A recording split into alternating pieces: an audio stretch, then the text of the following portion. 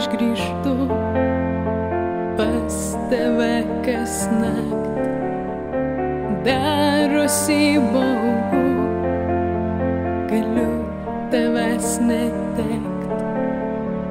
Ar gali man atleist už tai, ką padariau? Ar galėtų mylėt mane kaip anksčiau?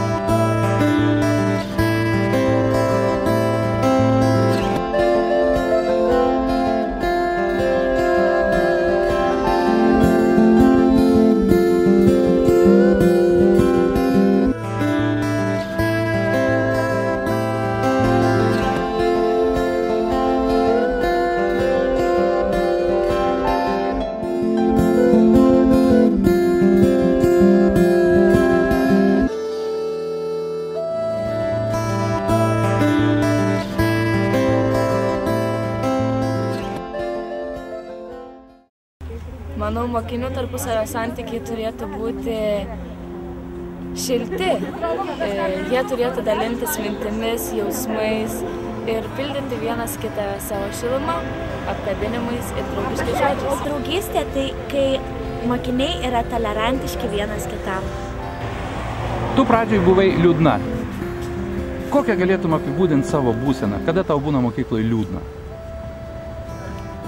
Būtent man, galbūt kai draugai ne visada supranta mane arba nepriima mano nuomonės ar pačios manęs tokia, kokia esu.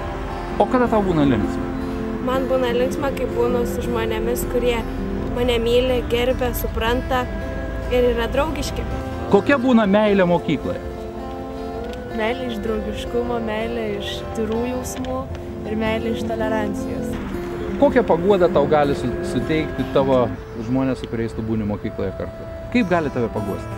Mane gali paguosti, tai mane suprasti, tai yra svarbiausia.